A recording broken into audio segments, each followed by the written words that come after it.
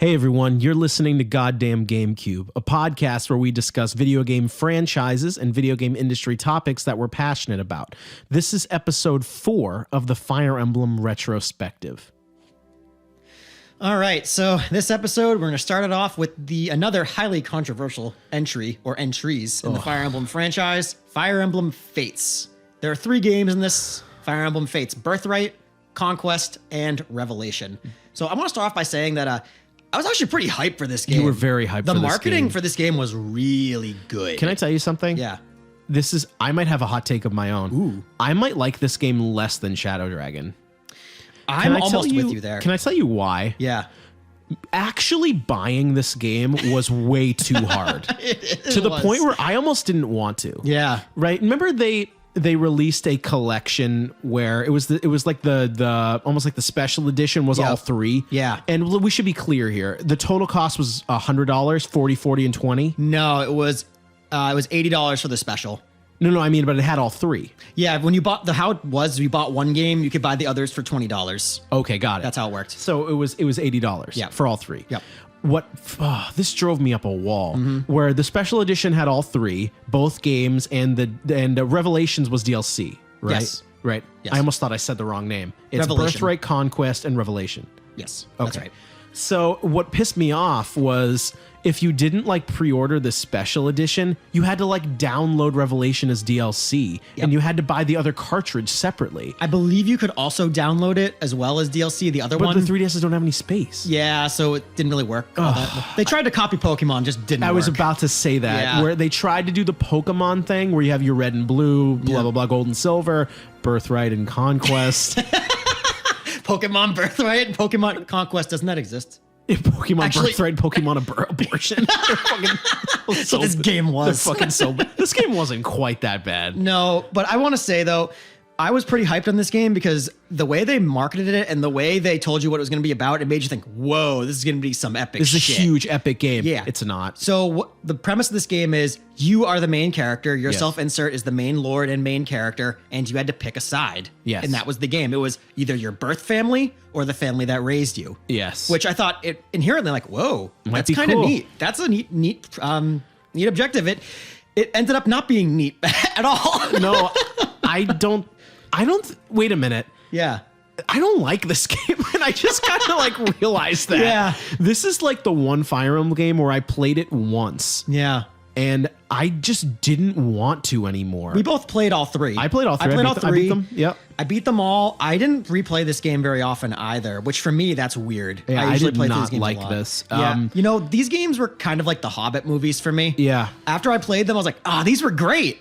After I saw the third Hobbit movie, I was like, this was a great movie. And then I'm like, no, this wasn't good. No, this wasn't good at all. Dude, was it one of those things where you maybe you eat a sugar-free chocolate bar, it has stevia in it, and you think, oh man, that was pretty good, and then you kind of have this aftertaste in your mouth, you're like, I feel weird. I don't like it. Did I not like it? Yeah, the equivalent is you play Birthright and then you go back and play Fire Emblem 7 or Path of Radiance. You're like, oh wait a minute, this game is way It's better comparatively than Birthright. worse. Yeah. Here's the thing, playing through these things, the initial internet reaction to this was Birthright is a little easier, Conquest is a little more hardcore, and Revelations is the best one.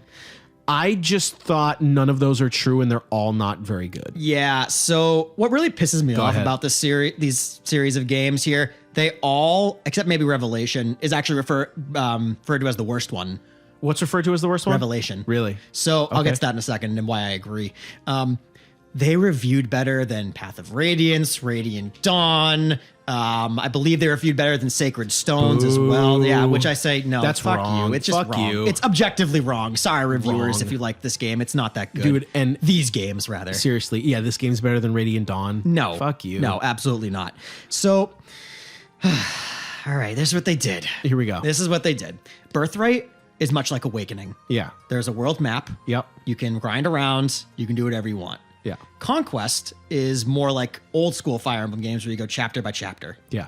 And then Revelation functioned like Birthright, but I don't know, it was just a fucking clusterfuck. I don't know. Yeah. So one thing I did like about Conquest, I should say, Conquest has some of the best gameplay in the series.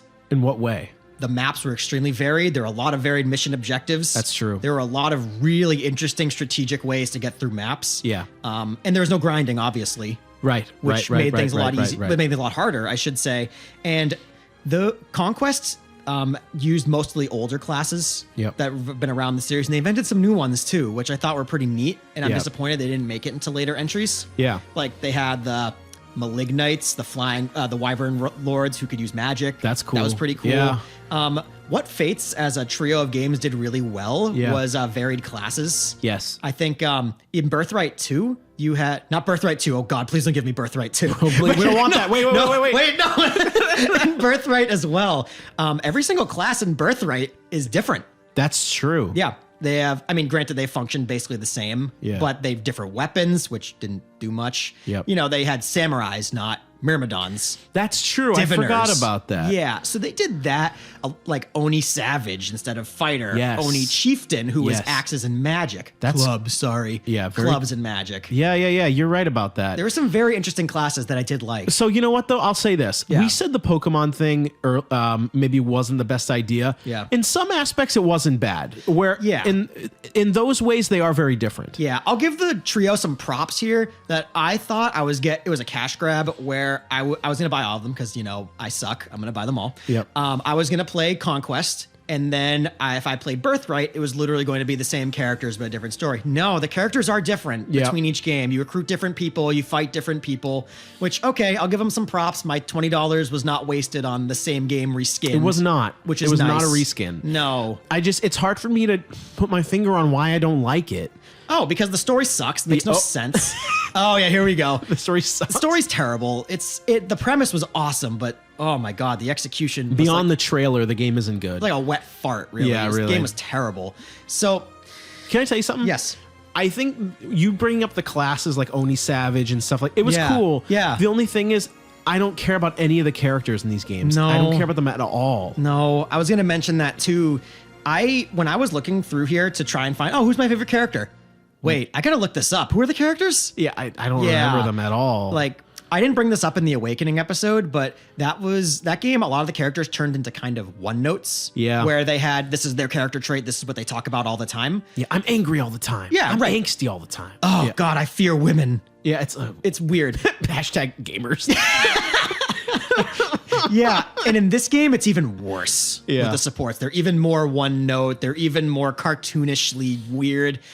I just don't think the cast was done very well, and it's just really disappointing. You think maybe they stretched the concept too thin?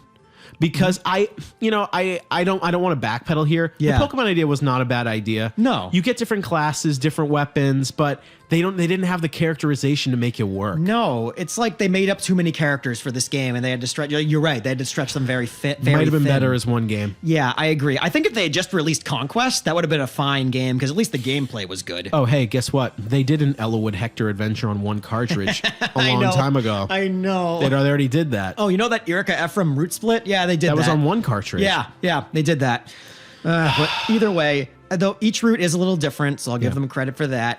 But it just didn't work, especially with the new weapons. Yeah. Do you remember those? Remember how weapons worked in this game? No more durability, Yep, I do. and every weapon did something different to your stats. I was going to ask, I believe this is the game where a silver weapon would lower your attack stat or something. every time lower you your- swing it, lowers your attack. Why? I don't know. So I don't know if we've mentioned it so far throughout these episodes. In Fire Emblem, your weapons have uses. So when they use up all... Yeah, they break. When you swing them enough times, they will break. Yes. Some games you can fix them, some games you can't. In Fates, in all three games, they did away with that. There's no more weapon durability. You have an iron sword, it will never break. You can use that whenever you want. Yeah. And to compensate for that, they made the higher level weapons reduce your stats or have other adverse effects for swinging them. I did not like this at all. Yeah, which made you like, why would I ever use a silver sword? I'm going to swing an iron sword. Yeah. Like, why? So I'm going to bring this back to forging exists. So why would I'm just going to use an iron sword +2, not a silver weapon. Yeah, exactly. It goes back to, this is a sentiment I make on every podcast episode. When an aspect of your gameplay destroys another aspect of your gameplay, you didn't do it right. Like, No, it's bad. Exactly. Like, silver weapons give me an attack minus. I'm just not going to do it. Yeah, I'm just not going to use it. So I want to get didn't to like the it. forging system now Yeah. and why it's terrible. So remember my castle? No. So Fire Emblem experimented with a castle building mechanic. Remember this? Oh God. You had to use the dragon vein points to build your own castle. Yes. Neat in concept. Again, I feel like that's the theme of this game. Neat in concept, didn't work. Yeah, it didn't work. Just didn't work. So you build your forgery, you build all that stuff, and every single castle was randomized where you get different gems from walking around or different fruit and whatever. So different weapons types required different sorts of gems. So guess what that means? You can't get all the gems for every weapon from your castle. So you have to use the really shitty multiplayer system to go to other people's castles, get the gems, and come back. Yeah, dude, Animal Crossing was sick. God damn it. Oh yeah, it's like Animal Crossing. We have to get different fruit. Yeah. Like if I had that. cherry trees and you had peach trees. Yeah. Jesus Christ. Yeah, exactly. So to get items for the shitty forgery system, you had to use the shitty multiplayer system and go to other people's castles. I didn't do Terrible. that at all. I did it just to do it, and I tried it. I was like, oh, this is bad. This just doesn't work well. The 3DS Online wasn't great to begin with, and it just didn't work. It doesn't work. No, this whole game just doesn't work. And it's just, I don't care about the gimmick. Just give me the game. I know. Another gimmicky thing that it actually, man, theme of the podcast, great premise, didn't work. Yeah. Remember Dragon Veins? Oh, wait, that was really funny. Yeah. The theme of goddamn GameCube. Great theme. Podcast doesn't work. It doesn't work. That was really self-deprecating when you say it the wrong way. Oops. Yeah. So, remember Dragon Veins? Yes. Yeah, your main character and the royal siblings, they can go to Dragon Veins, you press them, and they do different things to the map. In the beginning, you're like, oh, that's cool. Change things around. And then it just becomes gimmicky toward the end of the game. Yeah. It's like, oh boy, I'm changing the direction of the wind. Ooh. Sick. No. So, speaking of that, though, I do want to get to I think probably one of the best chapters in this game. And really, it is from a gameplay perspective, a really great chapter in the entire franchise. In Conquest, chapter 10, I believe it is. Can't recall the name because why would I remember the names of Fates chapters? They're all I don't know any of them. Yeah. So chapter 10, you have to guard the port. Yes. So the layout is there's a bunch of bridges, bunch of choke points, and there's river, there's water. You're defending the point. Basically, if an enemy crosses the point, you lose. You're defending it from Takumi and his army. That was a pretty good chapter. It's a defend map. You're defending all there. You're like, okay, you're doing well. You have to defend for a certain amount of turns. I don't remember a few turns before the end of the map comes along. Takumi steps in a dragon vein. All the water disappears and all the enemies start to swarm you. And you're like, oh fuck. I gotta get going here. Yep. Yeah. I thought that was pretty cool. That was really well done. Yeah. If only they did it well more than once. Yeah, that's why I'm saying that Conquest had really good gameplay because a lot of the chapters have some pretty interesting interesting facets like that. Yeah. Where Birthright really had nothing in that regard. Yeah, I mean, which game do you think is better? Oh, I think Conquest is infinitely better than Birthright. Okay. Yeah. I'm not even talking about the story. The story is terrible. In all of them. I'm going to bring up, this is probably the worst story moment in the history of the franchise. Go ahead. So, you have the dancer, Azura. Yeah. In both games, you go to an opera house. Yes. And then Azura disappears. It's like, okay.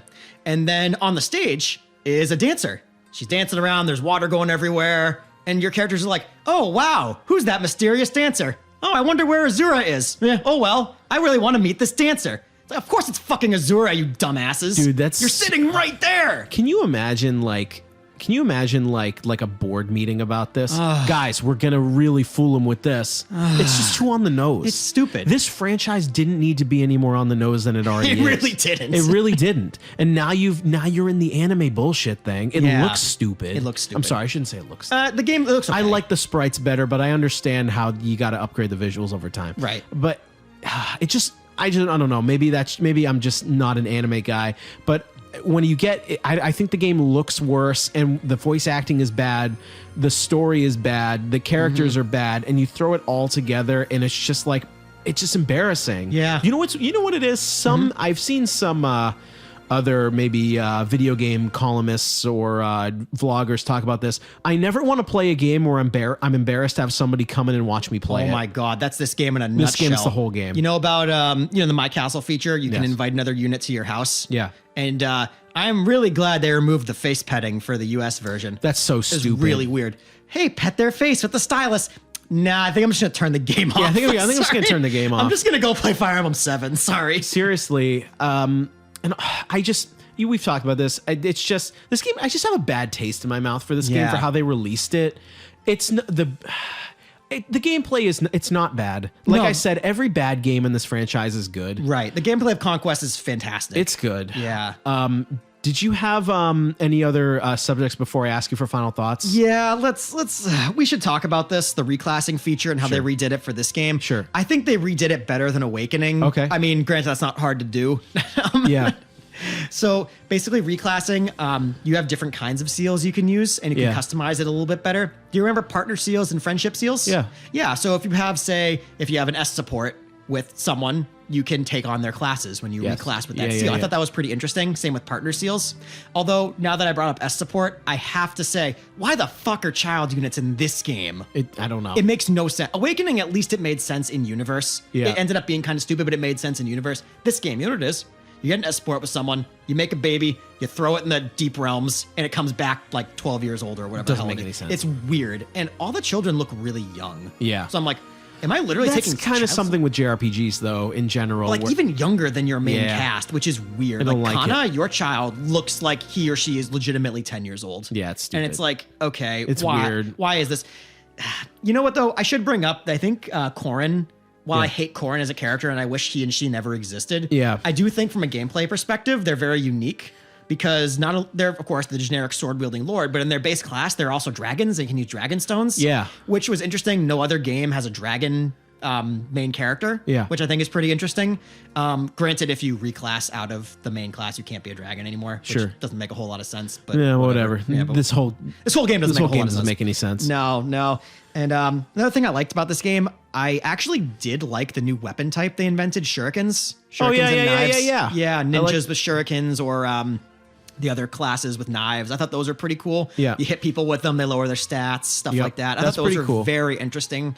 Granted, ninjas and samurais got super overpowered. Yeah. But I thought the shurikens were actually pretty cool. I'm disappointed they never made it into another game. That's 'Cause true. I think as a weapon class, they are pretty It was neat. interesting. Yeah. Because they introduced a lot of weapons in this game. Yep. Clubs. Yes. But they function basically the same as axes, so I don't know why they exist. Yeah, it's just, I think that's actually a problem we've been seeing in this whole franchise. Yeah. You did this new thing, but why is it in here? Right. I can see why shurikens exist. Yeah. That's fine. They're new. They're Yeah. cool. But why would I use a club or an axe? Just make them the same weapon type. It Make makes them the no same. difference to me. Yeah, it's like we experienced that with the initial reclassing idea they had. Why am I going to use a Great Knight? It's worse. Right. Exactly. Why am I going to use this? It doesn't Right. make any sense. It would make more sense, I think, if, let's say, so the Hoshido classes, Birthright has Hoshido. Yeah. If those classes, they were all the new ones, like the samurais, the ninjas, whatever. If they were the only ones that could use those weapon types, like if they could use clubs, but not axes, then okay. Maybe Yeah. there's a little bit of unit differentiation here. Right. But as it stands, it doesn't make a difference. They can use any weapon they want. Yeah. It really... Okay, so the one last thing I want to get to, I guess we'll call this final thoughts. Final thoughts. Yeah. Ugh, I hate saying this. Go ahead. The soundtrack of this game is really, really good. Is it? Oh Okay. my god. I mean, it didn't jump out to me, but you can go on. So I'll get into one thing in a second, but I think the overall soundtrack of Birthright, Conquest, Revelation is really, really good. Yeah. I would recommend actually giving it a listen. Now that I'm a little bit removed from this game, Yeah. I can't remember, was this game a lot of remixes and rehashes, or was it original from like previous entries? No, this is basically all originals, but good point with the remixes. The one negative aspect about this game's music is if I have to hear "You are the ocean's great waves" again, I'm gonna fucking kill somebody. Jesus Christ. That song was beaten to shit. I'm gonna auto-tune that before we Nice. upload this. Hell yeah. So like I'm not messing with the singer here. She has a fantastic voice. She did a great You job. just can't stand this anymore. They overused the song way, way too much. Yeah. And it also found its way into Smash Brothers like 4 or 5 times. Yeah. I'm like, all the incredible tracks from this game, and you sent them That 5 one. versions of Lost in Thoughts all alone. Yeah, It's like, yeah, please yeah. stop this. Stop this. Like, she has a great singing voice, sure, but I've heard this way too many times and I'm sick of it. I understand. Like for you, that was not the hallmark track in this game. No. Like, I thought the map themes were really nice. Yeah. The battle themes are really nice. You know what we didn't talk about in Awakening that we should bring up here? Because Yeah. all the games in the series are kind of doing it. There's no more, like, you get into a battle and the music changes. It's kind of a world map remix. When Yeah. you get into a battle, it kind of flows. Yeah. I actually like that a lot. It's a more immersive. Yeah, it makes it very immersive. Awakening started it. This game continued it. I think that's a good idea. Yeah. And they've continued it. I think it's really good for the series. You're probably right. Yeah. I mean, my final thought on this game, it leaves a bad taste in my mouth for how I had to purchase it. yeah. Because- I hate having to purchase this game too. That's funny. It's just, dude, I remember driving around so early that morning because I just wanted to get all 3 in one box, and it was just too hard to get. Dude, I bought the 3DS. They had special edition 3DS. I forgot about that. Yeah, I'm really thinking about like transferring it to a different 3DS and just getting rid of this one. If anyone wants to buy it, hit me up. Yeah, I'll sell seriously. It. Yeah, I'll sell it. Yeah. It's just, I thought all the characters were not good. The story... I should say one thing. Yeah. I have one character I really like. His name is Azama. Remember Azama? Yes. He's the monk guy who's kind of funny. Yeah. I like him for his one quote. If you played this game or seen any memes, he's probably in it. The quote is, when he's standing next to a fruit tree, he's like, fruit is proof that the gods love us. Just kidding. Life is meaningless. Yeah. Just like this game. Yeah, just like this game. This game is meaningless. Speaking of meaningless. Speaking of reasons why God loves us. Yeah. I think we should move right along to I think what did you call it? I think Fire Emblem Christmas or something. Yeah, Fire Emblem Christmas. Yeah. Yeah. Oh, thank God we can stop talking about Fates. Okay. Yeah. I know we didn't talk about Revelation all that much. I really don't want to. So we're gonna jump right back. I don't want to. I really don't want to. So we're gonna jump into what happened after Fire Emblem Fates and a resurgence of the series, really. Yeah. So before we get into the next game that was released, January 2017 is a pretty important date for this franchise. Yeah. We got something called the Fire Emblem Direct. Yeah, I never thought I'd see that. Yeah, I don't believe there's been one since. Okay. But this was a Nintendo Direct dedicated to just Fire Emblem. Yeah. This rolled out, I don't remember the exact date, but I remember being around my birthday in January. I was like, holy shit, this is a Christmas present, a birthday gift, especially for me. Yeah. So they announced 4 games in this Direct. First, they announced that they're remaking Fire Emblem Gaiden into Shadows of Valentia, which we'll talk about a little bit later. And that was coming out literally in 4 months from the time of the Direct. I remember that. That was sick. They also announced Fire Emblem Warriors. Not my thing, but hey, cool. Oh, yeah. The Dynasty Warriors thing? Yeah. Not my bag, but that's cool. Yeah, I'm not a Dynasty Warriors guy, but hey, I'm glad it happened. Not my thing. Yeah. They also announced what would eventually be 3 houses. Yes. They said this is what they said in the Direct. I rewatched it again. Okay. This is what they said in the Direct. And coming in 2018, a new Fire Emblem game for the Nintendo Switch. Using the Nintendo Switch, the gameplay is not confined to your house. I was like, you motherfuckers. They hadn't announced the name of the game yet, but damn it, they were thinking it. They were thinking it. The other major thing they announced in this Direct was a Fire Emblem mobile game. Yeah, I mean, why don't I didn't play it. Yeah. Why don't you talk? Actually, you know what? I'll be damned. I thought I played every game in this franchise. I didn't play the mobile game. I mean, you can skip this. Why don't you maybe give us like 30 seconds on the mobile game? Yeah. So it ended up not being for me. This is my first experience with something called a gacha game.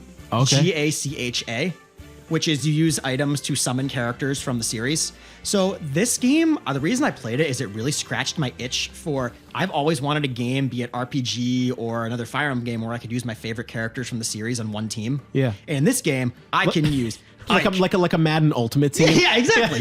Like I can use Ike, Hector, Ephraim, Tabarn, all those guys on one team. I'm like, holy shit, this is sick. Was Tabarn the bird? Yeah. Nice. Tabarn's sick. Yeah. Nice one. Yeah. So that's why I played this game at the beginning. I played this game for about a year. Yeah. Actually, it's not bad.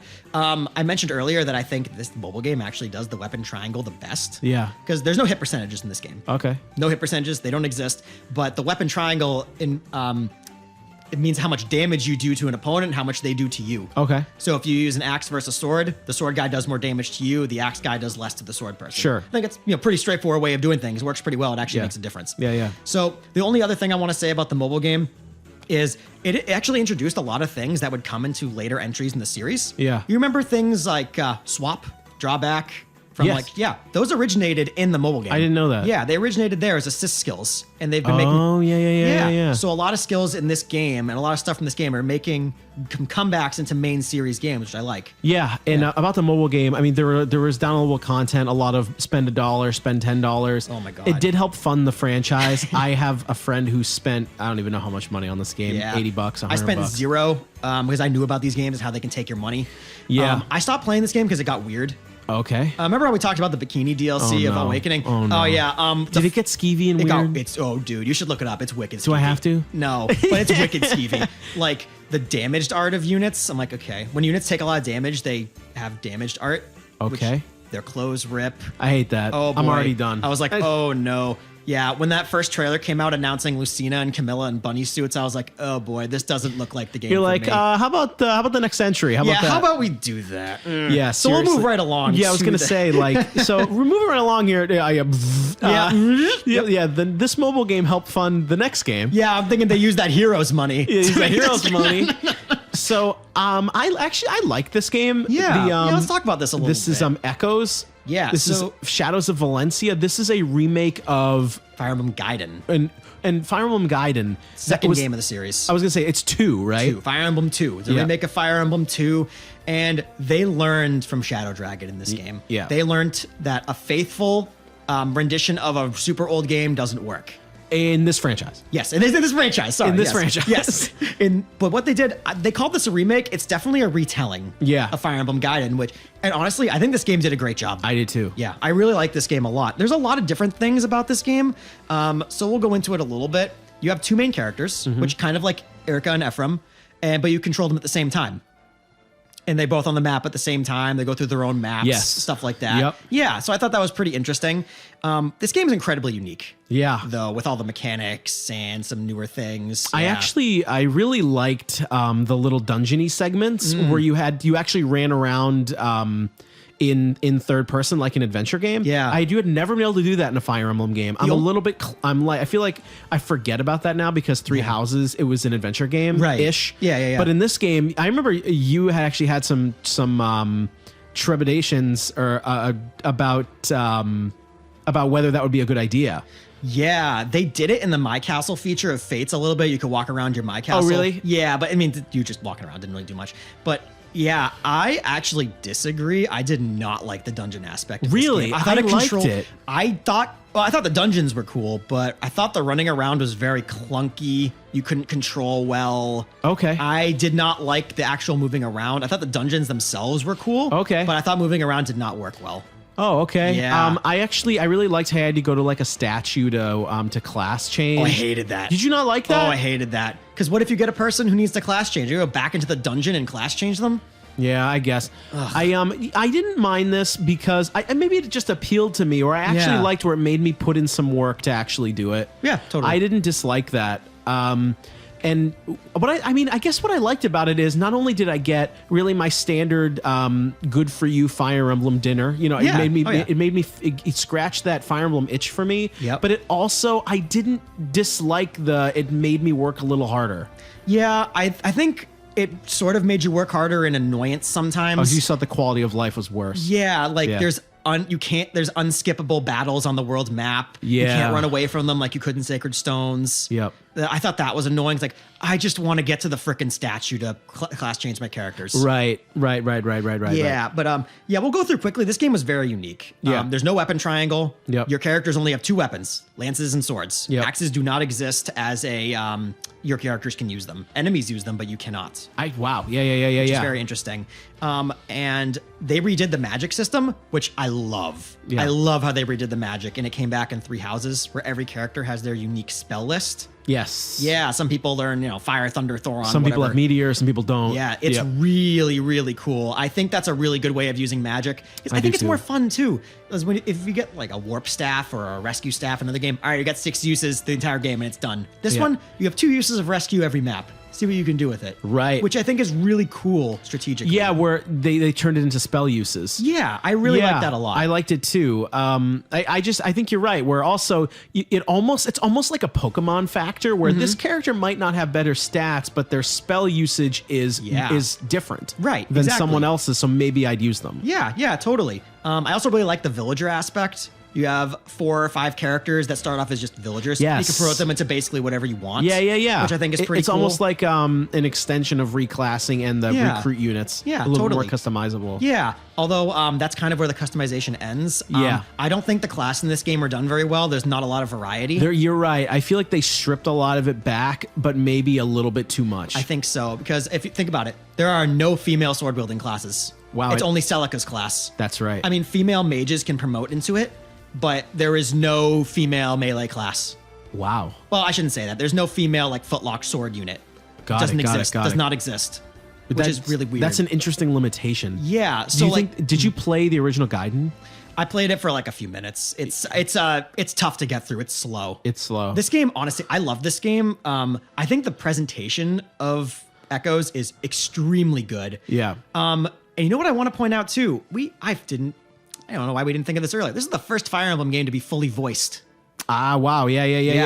Yep. I always, you know why I always forget about that? Because the anime bullshit in the past couple of entries before this was so bad, I don't want to hear them talk about it. I know. I actually think the voice acting in this game was very good. Yeah. As far as Fire Emblem goes, I think it was very good. And you know, that's interesting that you bring that up. I actually think the presentation actually makes me like this game more, where it's awesome. I feel like this game is I shouldn't say it like this. I'm not saying this is a game I shouldn't like, but I shouldn't like this game more than Awakening or like more than Fates, but I do. Because it doesn't have as many features, but the presentation is beautiful. Maybe I like it that it's a little bit tighter. And you know what it is too? Yeah. I love the art style in this game. It's not as, I say anime-y. I'm not a huge anime guy. I think this art style in Echoes is awesome. I think the battle animations are great. Like you actually see people like throwing their shields up to block attacks. You see them like doing actual counterattacks, not just being like, ugh. Yeah.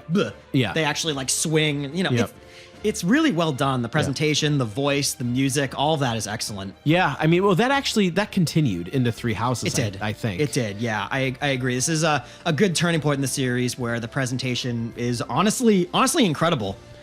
I was going to say, did we maybe want to talk maybe specifically about any significant characters or before we get into final thoughts about this game? Yeah. So I like a lot of the characters in this game because they brought support conversations. Because like Gaiden didn't have any, obviously. Yeah. So they invented them for this game. So characters like Lucas, I think he's great. He's got some great one-liners. I sometimes call this series One-Liner Emblem. Yes. Because a lot of characters have great one-liners. Yeah. Yeah. So I think Lucas is a great character in that regard. He has one of my favorite lines ever where he's talking, and I think it's Ferdinand or something like that. And Ferdinand says, "I'll cut out your tongue, you traitor," something. And Lucas says, "Then you'll finally have the truth in your grasp." I'm like, very nice line. Yeah. Do you know what's something I'll bring this up. Something I wish they did more in these games. Yeah. This franchise, I really like it, but what bothers me, this is very selfish of me. Yeah. It doesn't expand upon things I like ever. Okay. And I'm going to expand upon this. Remember in Echoes, it's towards the end of the game. Yeah. You can like go into some like water reservoir and actually find a unit to recruit. Yes, that's you remember right. that? I What missed was his him. name? Oh, geez. He's some old guy, right? I don't remember his old name. Healer guy. Yeah. Something that bothers me about this franchise, I wish that was in more aspects of this game. Like I wish like you could do that more than once. Yeah. Like, how they had the dungeons and the exploration. Yep. When I did that, I was like, oh, this is so cool. Why Yeah. didn't they do that earlier in the game where Right. you could adventure into different places and recruit people? Yeah, they didn't not really much. do that. No, which is kind of disappointing. I guess that they were trying to be faithful to the original in that regard. Maybe. Yeah. But you're right. That's a good part of this game. I mean, there's definitely more positive than negative about this. I also want to give a shout out to Ian Sinclair. He's the voice of Berkut. Yes. And he did an incredible job. Yeah, big ups. Oh, big ups to that guy. Just want to throw that out there. So the one other aspect of the voice acting and the presentation that I really like is when you're going and selecting units in the chapter, this is now a new thing. You select them, they say something. Yeah. And when they get low on health, they also say something different. Which That is continues as well. Yeah, and but one of my favorite aspects this game does in particular, we never saw because we never let anybody die. Yeah. But if someone dies at the end of the chapter, people they know will be like, "What? Yeah. How could you do that?" Yeah. Yeah, like I remember the Pegasus sisters are in this Yeah. game. And if you kill them, the youngest one's like, "We were supposed to go home together." Right. And you're like, "Fuck." It kind of okay. brings back a little bit of the Pent Louise thing. Yeah, exactly. Well, but beyond a couple of lines of dialogue, nothing happens though, right? No, you don't get the consequence. Although, there is one. Yeah. There is one, at least story consequence. Yeah. Do you remember Clive?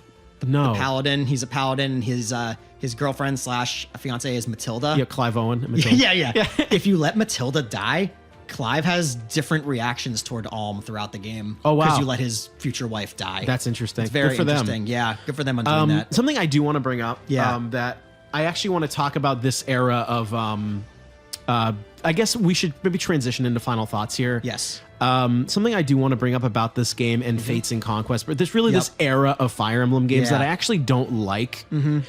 We've really sort of dived into there are no mission objectives anymore other than defeat all enemies in seas. That's why I kind of like Conquest as a gameplay perspective. Yeah, brought it back a little. So I feel like in this episode of the Fire Emblem podcast, what I really want to reiterate here is something that I don't like that unfortunately continues. Yeah. Is that there's no like escape anymore or defend or rescue, or there's no unique objectives. It's always kill everyone or seize a throne. No, not really. You're right. Not really. It's a negative aspect of this game. I think the maps in this game really suck. Unfortunately, a lot of them are slogs to get through. They're big, open, nothing much happens. The final boss is wicked annoying in this game. Remember, you can like spawn weird guys too, and it's like a slog. It's annoying. Most of these chapters are a slog, literally, because a lot of them are in a swamp. Yeah, that's true. Yeah. So I want to say one final thing before we end this episode. It's really, really important. I can't believe we forgot to talk about this. We got to talk about Milla's turn wheel. Yes, please, go ahead. Okay, so Milla's turn wheel was invented in this game where you can turn back time and go back through turns in a chapter. Yes. So if someone died, okay, let's restart a little bit. I love this. Yeah. I love this feature. Your guy gets offed by some super low % hit. You don't have to restart the chapter anymore. You can just go back a few turns and try something again. different. Yeah. I honestly think this should replace casual mode. I do too. Yeah. Also, it continues in 3 houses. It does. And I'm really glad they invented this. I said this in our difficulty podcast too. As I get older, I have less time to redo things. So I don't want to redo an hour-long map if my mage gets critted by a 2% guy. It's annoying. I agree. It continues into 3 houses, and I think you're right. Yeah. Where I really like this too, where you get in Echoes, did you get a certain amount of uses of Milla's turn wheel? Yeah. In 3 houses, it's what I like. We'll get into that, but it's expandable. You can get more and more. Yeah. And I think you're right. Where there's really no need for a casual mode if it lets you undo your mistakes, right? And you usually get enough that you probably don't have to restart the whole chapter unless you really screw up. Yeah, you're right. Yeah. I don't really recall restarting a chapter in this game. Maybe once or at the twice. beginning, you don't have too many uses of the turn wheel. You do get more as the game goes on. Yeah. But yeah, I think it was an awesome addition to this game, and I applaud them for it. Yeah. Yeah. I think overall, it's interesting. Yep. My final thought on this game is, you know what? It's a good word or a good phrase for this game. I think it's better than the sum of its parts. I agree. Yeah, where classes are kind of limited. Yeah, the maps aren't that good, but it's a tighter experience. Yeah. And because it does a lot of little things well, I tend to look back on it more favorably than Birthright and what is it, Birthright and Abortion or whatever. Like, it's so bad. Basically. Yeah, I tend to look back on this game better than the triple. Yeah, and the triple pack. Too. Even though I feel like I shouldn't, because the triple game feels like such a big experience. But this was, I said this too, it's a tight, compact experience that's a joy to play through once or twice. Yeah, you're right. Yeah. I played through Echoes twice, and me too. I liked it. I was done. I was like, that was great. So, well, what do you think? Do you agree with my hot take? Which one? You've had a couple. Awakening is the best 3DS Fire Emblem game. Is it better than this game? Do you know what's funny? Yeah. I'm glad you brought that up, because we're kind of wrapping up our handheld Fire Emblem talk. It's so interesting. I think Awakening is the best 3DS Fire Emblem game. Yeah. Even though I don't like it that much. Yeah. It's weird to say that. It is. I really like the spirit of that game. Yeah. It's fun. It's fun. Yeah. But you're right. I can't say that Echoes is better. Right. Birthright and Conquest are definitely not better. Definitely not. They're definitely not. They're not better. No, they're definitely not. But yeah, you're probably right. Yeah. I think we have to move on to 3 Houses. Yeah.